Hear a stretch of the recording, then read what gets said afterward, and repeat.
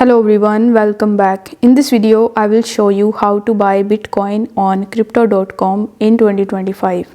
For that, you need to simply launch your crypto.com mobile application. Now, if you don't have an account on crypto.com, you can use the link in the description in order to get the sign up bonus.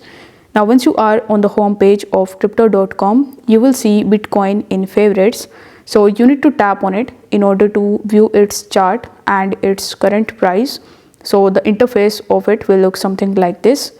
Now, in order to purchase Bitcoin, you need to tap on buy BTC option and wait for some time until it redirects you on this page.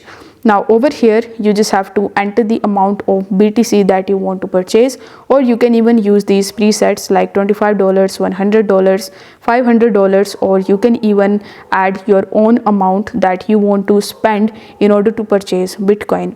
Afterwards, it will show you the recommended option as it is showing me Google Pay in my account. But if you want to make the payment with the help of your credit or debit card, you need to tap on the add payment method option.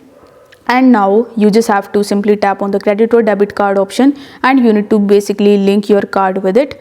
If you want to make the payment with the help of your bank account, then you can even choose the second option and you can follow further instructions.